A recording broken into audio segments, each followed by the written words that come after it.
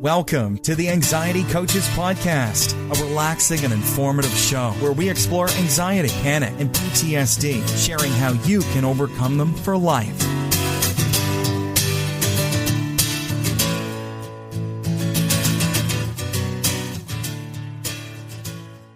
Aloha! Welcome back to the Anxiety Coaches Podcast. I'm your host and coach, Gina, and I'm really happy to have you with us today as we unpack the many ways to heal anxiety, panic, and PTSD using lifestyle changes. You know, we have launched our Anxiety Coaches Podcast Patreon campaign, so I just want to remind you today to head on over to our website, anxietycoachespodcast.com, and click on the button that says Become Our Patron on Patreon. And that'll give you a little view of all of the different levels we've set up and all of the little goodies that you can get with each one of those levels of becoming a patron. You can give as much or as little as $1 a month, and we hope that you will join in. It's kind of a way of supporting the whole community of people that are healing from anxiety, panic, and PTSD. Let's get talking about the highly sensitive person. Oh, this is a huge topic that, because what I immediately think of when I think of the highly sensitive person is I actually think of the children. I think of the kids in school these days. I raised my kids. My kids went to school in the 80s and the 90s, and it was different. It was very beginning of hearing about kids being on medication for ADD and ADHD. And now I know that the world is changing, and I know that kids have different behaviors now than maybe they did back in my day. But I also think that there is a little bit of a confusion over when something is really wrong, and maybe when somebody has a sensitivity, maybe when somebody has a personality that tends to lean one way or another. And so that's what I immediately go to. But I know a lot of adults that are highly sensitive people. So my point with all that was that I think that a lot of the children in the schools today are being labeled, and they may be simply highly sensitive people. They may not have a need even perhaps for medication intervention, but maybe there are a myriad of things that could be tried prior to that. So I want to talk to the person who maybe has already grown up that was a highly sensitive person in school. And you can really suffer if you are highly sensitive and are in a big classroom, or it can be a rough ride. And if you are an adult who's a highly sensitive person now and you remember that, listen in. There's some stuff here for you today. And some of the things that go on with the highly sensitive person is they are extremely vulnerable to anxiety. So, and now we're seeing the anxiety actually in the children because they are not getting, school is just different now, and you're not getting the kind of care and attention that you may have gotten, like I said, back in the day. The classes were smaller, school was taught differently, each subject was probably taught differently. So there's a little place that we want to remember that the highly sensitive person or child tends to be more vulnerable to anxiety because of their creative and active minds. Now, there is nothing wrong with an active mind. We don't need to take that out of people, but we do need to give it creative outlets, right? So same thing with anxiety. We don't want that active and creative mind to go to the dark side, or as I would say, down the wormhole. We want to give it a better outlet. So because what happens with that creative and active mind, when the fantasies turn negative, it really fuels anxiety. And then we were talking about children and adults who are having panic attacks and feeling very much on the edge of things. So here's some tips. I think I have 5 tips here for the highly sensitive person and that is struggling with anxiety. Remember, number 1, remember feelings and thoughts change like the passing clouds on the mountain. We need to remember that everything that we feel and every thought that goes through us does not mean that is who we are or that is stuck with us forever. We really worry about that. When you have anxiety, you worry that what you are feeling in the moment is going to be felt for the rest of your life, right? That's where we get that, oh my God, I think I'm dying, right? Because you can't catch your breath, or you have, your throat feels like it's closing, or your heart is beating out of its normal pattern, or it's beating harder. And so we think this is it, because that's the anxious mind. It's black or white. There's no in between. We're either perfectly fine or life is over. It's over. We're going to die. And we better quickly look this up on Google. No, don't go near Google, and remind yourself that the feeling that you have, even the sensations, the actual physical sensations, they change like passing clouds across the mountain. We do a meditation in our group coaching that is mountain meditation, and it even talks about the weather on the mountain. That is our lives, right? We are the mountain. And these clouds pass, the sun comes, the moon comes. It's constantly changing. And that's what we want to remember. Our lives, like the passing weather on the mountain, our lives, everything is always changing.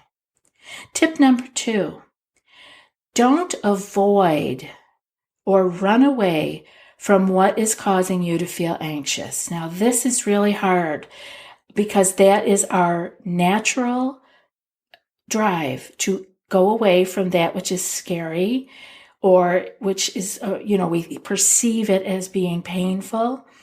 But we want to learn to lean into it, because what we're able to separate out pretty early on, even with anxiety, is that it is our anxiety. This is an anxious thought. This is an anxious feeling. So we want to learn to lean into it, to face it, and to use that creative mind that we have to find solutions to all of the challenging people, places, and things that we're running into. We do have that creative mind, and we do have that active mind, and the same creativity and activity in our minds that can take us down the wormhole can come up with amazing solutions for healing in our own lives. But we have to be the one that's in the driver's seat and say, wait a minute, we're not going to Negativeville. We're going to, let me try to reframe this. And if all you can do is to put it into neutral, that's perfect. Because if you let it sit in neutral for a while, you'll catch your breath, you'll get through, you won't be anxious anymore, and you may come up with a creative solution for that challenge that you were facing. Tip number 3, you can control how you react to everything that life throws at you. The stress in our lives is in our reaction, not in the event or the person. And again, of course, most of these things I do know firsthand. I know this very well firsthand. Once I learned how to react in a different way, I was able to handle things that I would have never believed I could do or get through. Because let's talk about what life can throw at you. You know, there are amazing challenges that we may have to go through in our lives. Not all of us, but most of us will go through something. And I was able to get through some very big events and challenges in my life because I had the reaction was not negative. I wasn't reacting. I had changed it. My reaction was not to go down the wormhole anymore. I was able to pause. I could think clearly because I was no longer in a constant state of anxiety, fear, right? Feeding it with the adrenaline response and then having more anxiety and fear and going around and around on that cycle. I was able to have a different reaction to my challenges because I had learned how to pause. I was able to take that cycle and just put things at the beginning into neutral. Just okay, the mind is thinking, X, Y, and Z is going to take down the whole family. And I could slow that down eventually into XYZ is possible but not probable. XYZ is a thought that's going through my head. And eventually you're not even thinking XYZ. You're not thinking it. It may run through your mind, but it isn't something that sticks with you. So I'm saying it's a journey that we take, and it doesn't happen overnight. This isn't like turning on a light switch. There is no magic pill for this. You have to go through it and be able to slowly but surely turn this big ship that has been going down, and you can turn it slowly. First, by just noticing what you think. Secondly, you can begin to reframe it by simply put it into neutral.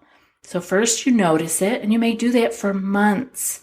I'm not saying that this is going to happen quickly, but if you're conscious and aware of your actions and your reactions, you will be able to turn the ship around. After you notice it and you keep catching yourself, I wish I would have noticed that sooner. You will notice it sooner. Just keep noticing. And then you put it into neutral. And then you put it into that is possible but not probable. And then eventually the thoughts slide through. They don't stick anymore. You've turned the ship completely around and you're going in a better direction. Hang in there. This takes time and persistence. Tip number 4, remember mini relaxations. And do these throughout the day. These are little mini things that you can do throughout the whole day. Examples are things like you can have a calming tea. And some teas that people enjoy are chamomile is a nice calming tea. Tulsi tea, the holy basil, is a nice calming tea. Lemongrass.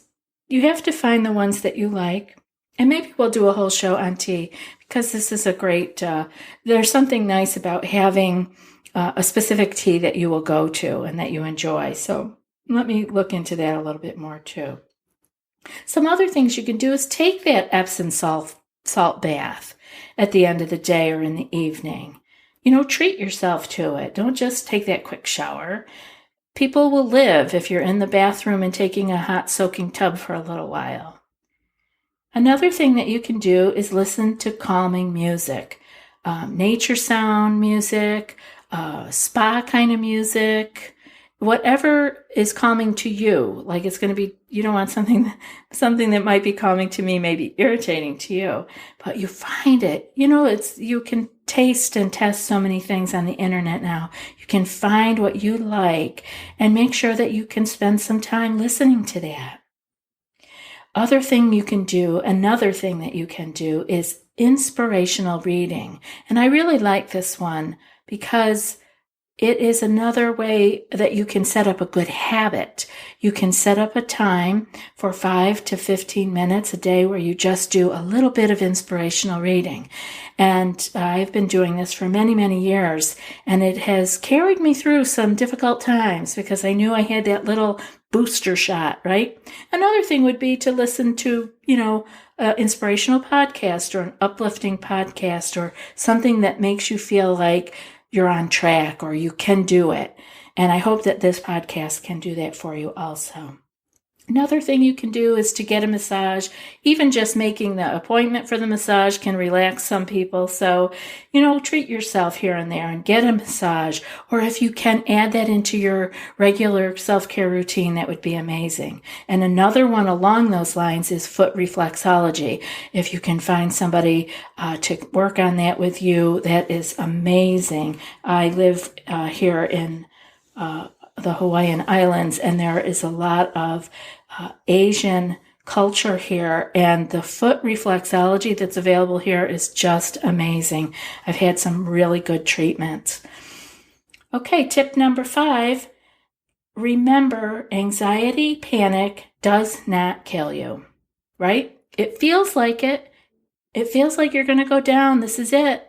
But no matter how severe the physical symptoms are and how irritating they are, how frightening they are, remember, the anxiety, panic will not kill you. It feels like it in the moment, but it will pass, just like earlier we said, like the clouds across the mountain, and you will still be standing. Keep the feelings and the sensations in perspective. Remind yourself over and over, like I said about turning that ship, you have to do this over and over. You don't tell yourself this once. We have to tell ourselves over and over, it's okay. I've been through this before. This is just the physical sensations. They will go away. And don't put more fuel on that fire, okay? As soon as we get scared or nervous or even deep irritation about it, because under that anger can be some fear. When we can keep it neutral, we send the body the message, oh, she's not all worked up. It must be okay. This maybe is a false alarm. Let's calm down. Just keep trying it over and over again. I know you guys can do this, and I know it sounds sometimes like we say the same things over and over and over again. And I try to find different ways to say it and different ways to let you know that this will pass.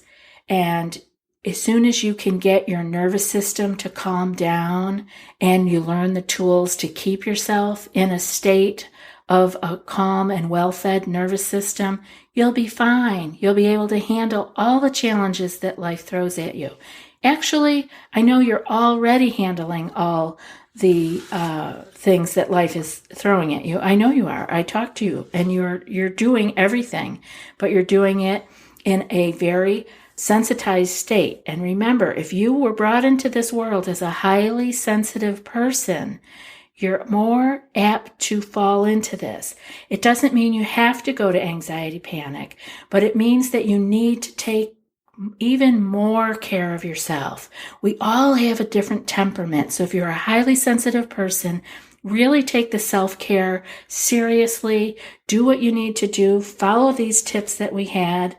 Remember, number 1, the feelings and thoughts will change. Number 2, don't avoid or run away.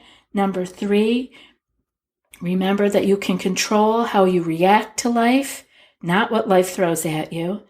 And number 4, remember mini relaxations throughout the day. Number 5, remember that anxiety, panic does not kill you, and that you can deal, even though you feel sensitized, it's okay. It's okay. I so appreciate you guys being on these podcasts and listening in. And I hope that before I read today's quote, you'll let me tell you again, if you want more personal care, jump on over and join the group coaching. Go to anxietycoachespodcast.com/group-coaching. I'd love to have you in the group. And now for today's quote. Anxiety is a thin stream of fear trickling through the mind. If encouraged, it creates a channel into which all other thoughts are drained. And that's from Arthur Roche. I'll be back in a few more days with another podcast, but until then, be well and aloha. Thanks so much for joining us for today's episode of the Anxiety Coaches Podcast. Find more information at theanxietycoachespodcast.com.